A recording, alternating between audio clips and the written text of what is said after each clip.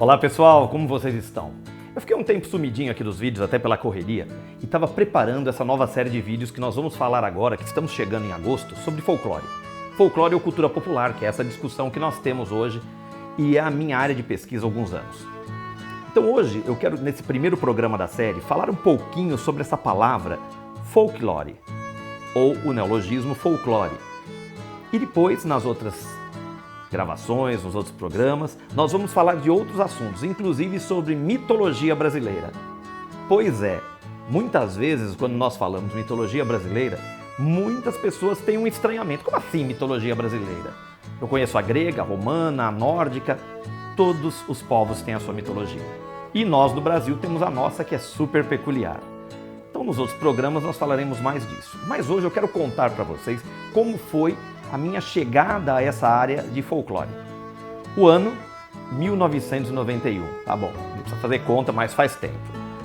Eu, um recém-formado professor, e desde criança sempre muito interessado nas coisas do povo, nas crendices, nas festas populares, nas histórias. Eu cresci ouvindo histórias de minha mãe, das minhas avós, então todo esse percurso foi da minha vida e no meu desenvolvimento.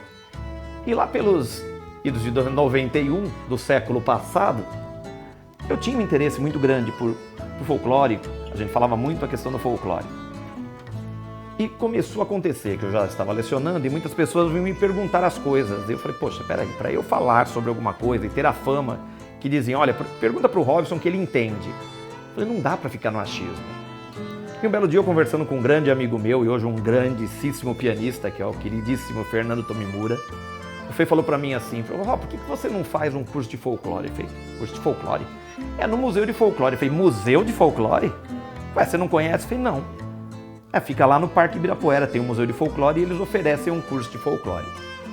E um belo dia, desço do ônibus, atravesso a passarela do Parque Ibirapuera e me dirijo ao Museu de Folclore Rossini Tavares de Lima, onde hoje é a Oca. Pois é, o antigo pavilhão Governador Garcês abrigava o Museu de Aeronáutica e no andar de cima, porque aquele prédio redondo tinha subsolo, térreo e mais 2 andares.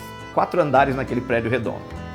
E ali em cima ficava a biblioteca, a reserva técnica e a diretoria do Museu de Folclore. Isso era agosto de 91, que era o segundo semestre, e eu me matriculei nesse curso. E aos sábados lá ia eu, na maior felicidade, para essa formação em folclore, que durava 1 ano e mais 2 de pesquisa. E ali eu conheci muito desse universo a partir dos estudos da Escola de Folclore, a antiga Escola de Folclore, criada pelo Rossini Tavares de Lima e a Julieta de Andrade. E eu já tive aula com a segunda geração.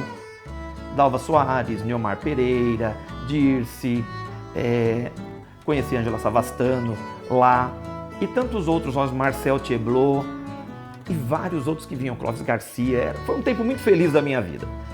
E ali nós estudávamos o material do folclore, o professor Rossini, o ABC de Folclore, a ciência do folclore, numa visão que já me causava alguns questionamentos. Mas vamos começar pelo começo dessa palavra. A palavra folclore foi criada em 1846, que dia 22 de agosto, justamente aquele que é, a partir de um decreto, o dia de folclore aqui, e que as escolas ficam doidas, o que eu vou fazer do folclore, como que eu vou trabalhar, e acabam restringindo os campos de ação, porque tem muita coisa para ser pesquisada. Então, um pesquisador inglês chamado William John Tons olhava e percebia na Inglaterra as brincadeiras que ele chamava de literatura popular, e ele estava muito interessado na questão do cuco e o seu papel divinatório. E aí ele recebeu uma carta de um amigo que em Yorkshire tinha uma brincadeira, as crianças ficavam embaixo da cerejeira, recitando, cuco cerejeira, venha cá e nos diga quantos anos teremos de vida. E chacoalhavam aquela cerejeira, e caíam as cerejas e contavam ali. E foi aí que o William John Tons resolveu escrever uma carta para a revista O Ateneu, mas ele não usou o próprio nome, ele usou o pseudônimo de Ambrose Merton. E o Ambrose Merton, ele falava que da mesma forma que existiam outras palavras para tratar desses assuntos, ele dizia que isso merecia uma palavra anglo-saxônica. Aliás, a junção de 2 palavras, folk mais lore. Lore, saber, folk do povo. E aqui no Brasil isso foi aportuguesado, aí o neologismo folclore. Folclore esse termo é muito controverso nas pesquisas dos dias de hoje. Nós temos aqui, mas é folclore? É cultura popular? É cultura popular, não é folclore?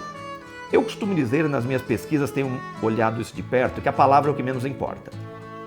Vamos dizer assim que, comercialmente, né, o folclore vende mais do que a cultura popular, embora a cultura popular tenha crescido muito, a busca por elas tenha ficado muito grande. Mas nós temos esse questionamento de ser uma palavra não brasileira. E o que teria, então, nessas duas questões? A cultura popular, segundo alguns pesquisadores, eu pude ver isso agora durante o processo de doutoramento, o popular gera uma série de questões que talvez não se apliquem àquilo que nós estamos buscando. Porque o popular, ele envolve várias abordagens. Nós temos uma cultura popular de massa, a música popular brasileira. E muitas vezes essa cultura popular não é outra, porque nós temos uma cultura popular de tradição, de raiz, que vem ali do povo, uma cultura do povo. E o que é esse povo? É toda aquela pessoa de uma comunidade, política e culturalmente falando, que desenvolve uma série de manifestações que vão sendo passadas de geração para geração, de uma forma tradicional. No entanto, é importante lembrar que essa cultura popular, esse folclore, passa por transformações.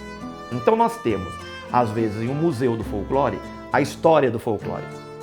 O que é a história do folclore? Alguma coisa que foi coletada naquela época, naquele ano, e se torna história porque ele foi modificado com o passar do tempo. Eu tenho aqui na mesa alguns objetos, então isso daqui, por exemplo, é uma lamparina, né? Ou fifó, como é chamado no Nordeste, o que nós chamamos de funilaria popular. Hoje em dia nem todo mundo usa isso, em outras formas. A peteca, essa peteca é uma peteca feita de palha de milho, uma brincadeira que vem de origem indígena. E hoje nós temos outros brinquedos e brincadeiras também.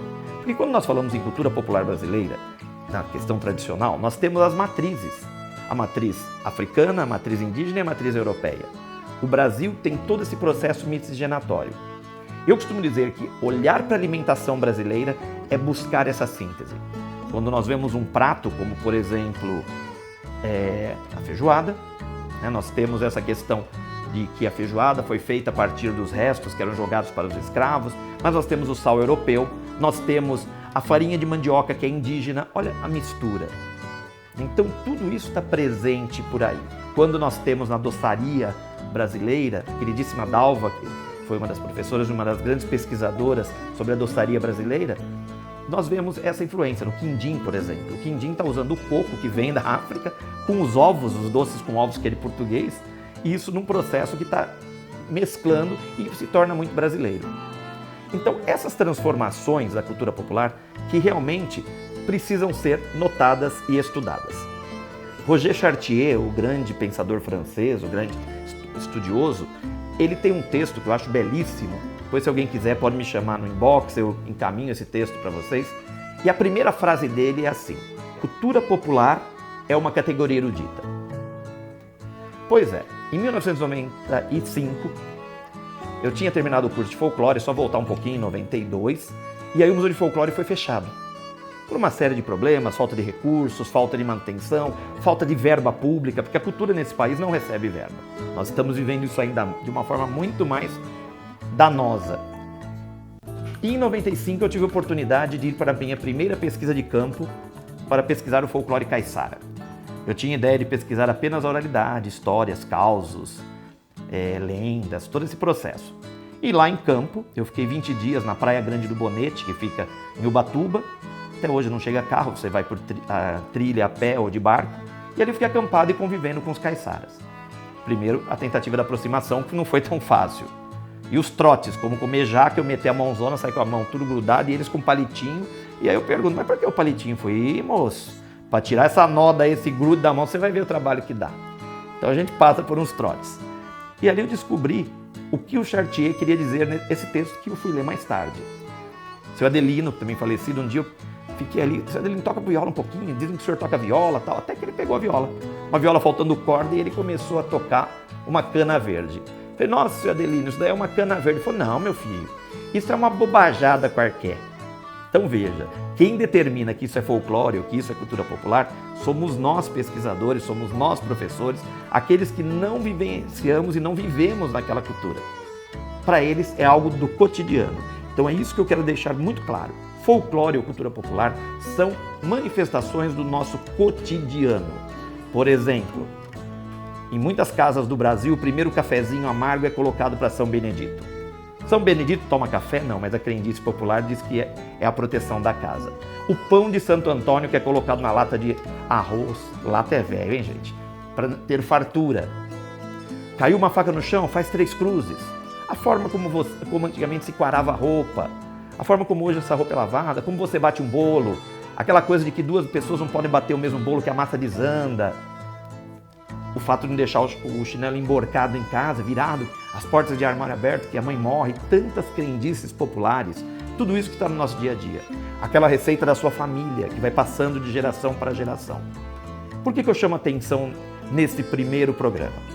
Porque muitas vezes, na escola, falar de folclore é primeiro restituir a ideia do nascimento de uma palavra.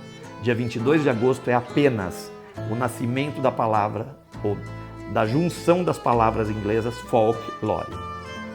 A cultura popular nossa, ela pertence ao nosso cotidiano, ao nosso dia a dia. Ela não se restringe a um mês, a uma semana, a um dia.